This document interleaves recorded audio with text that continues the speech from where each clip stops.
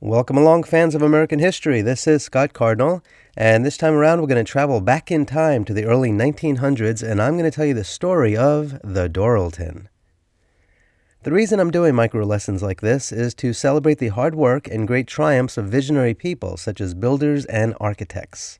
It also helps people understand what the architectural and design elements are when they look at buildings. Also, in my opinion, studying architecture and design can help people increase their powers of observation that can be used in other areas of their lives. So, let's get rolling. The Doralton is one of the most legendary luxury residential buildings in New York City. It is 12 stories high. It's located on the northeast corner of West 71st Street and Broadway, putting it 1 block south and 2 blocks west of the Dakota, and diagonally across from the Ansonia. Construction began in 1900 and the building was completed in 1902. The Doralton was built by Hamilton M. Weed. In early 1899, he purchased a plot of land for $275,000. That was before the Broadway subway line had been finalized. Weed then filed plans for the first tall apartment house on Broadway. He had previously built a building called the Alomar Apartments. That was a 7-story apartment house on the northwest corner of 105th Street and West End Avenue, and it was regarded as one of the finest specimens of apartment architecture at the time of its completion in 1899. So, it came out so well that he went ahead and used the same architects for the Doralton. And those architects were Elisha Harris Janes and Richard Leopold Leo, affectionately known as Janes and Leo. From 1898 to 1911, their firm designed and built numerous Beaux Arts residential structures in New York City, including richly detailed row houses and luxury apartment buildings. Though neither Janes nor Leo ever studied in Paris, they were inspired by and they worked within its architectural traditions.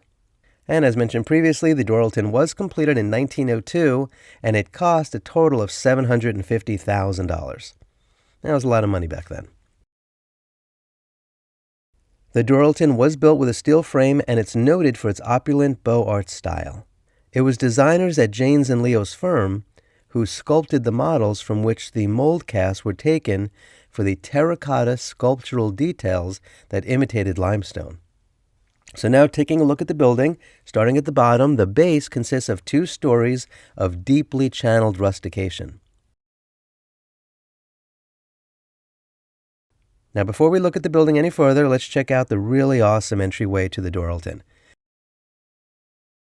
It's located along West 71st Street, and the Doralton's gated side street entrance is considered to be among the grandest in New York.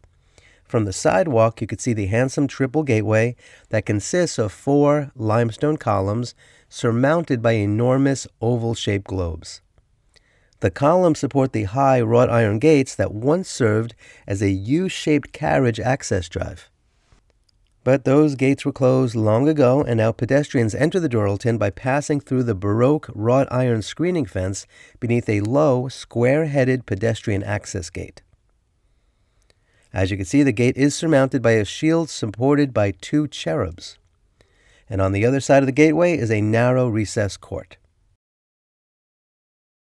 Now looking straight up, soaring far above at the 9th floor level, was built a masonry 3-centered arch that spans the recess and connects the wings of the building.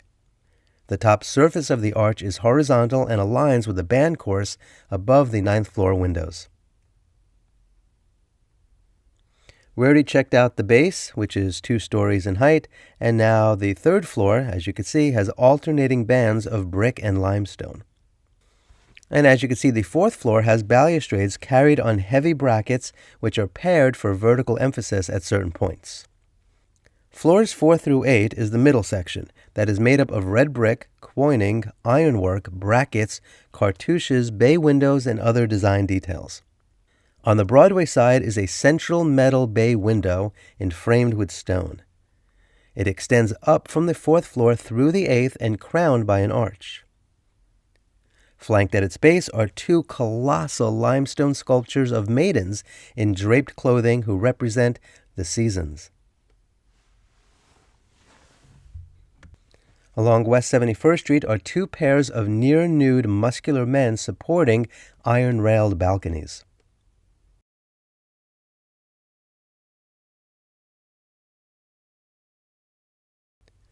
And looking up at the 9th floor, you can see horizontal banding of brick and limestone, just like the 3rd floor level. Now, the 10th floor is a bit different. It's transitional, which emphasizes the vertical. And as you can see, it forms a base for the top portion of the building. The 11th and 12th floors are located within a very high 2.5-story convex mansard roof with intersecting curves. At the top can be seen pavilion sections with rich copper cresting. Flanking the courtyard and at the outer extremities of the building are tall chimneys. Each has horizontal banding and paired brackets supporting cornices at their tops.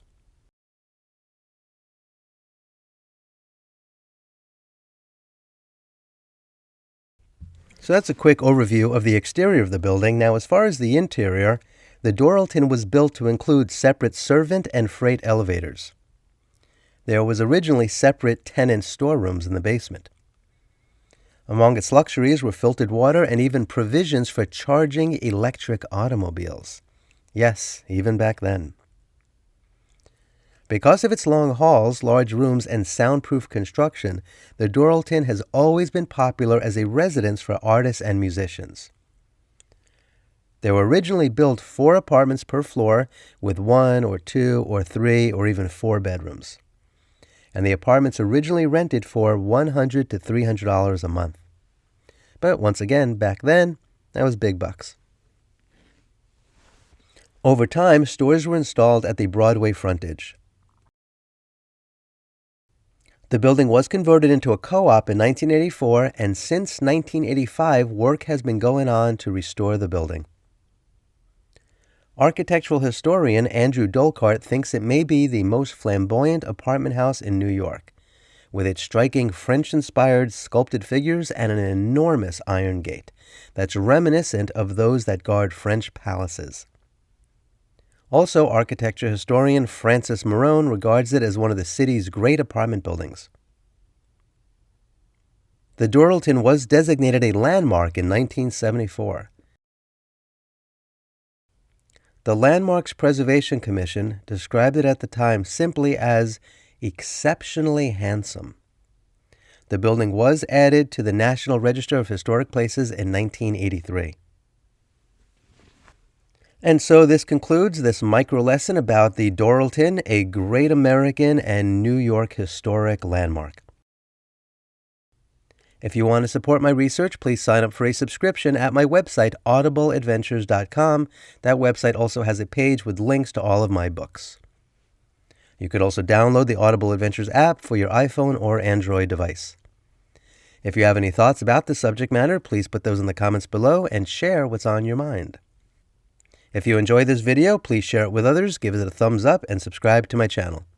Until next time, I wish you safe travels on all your journeys.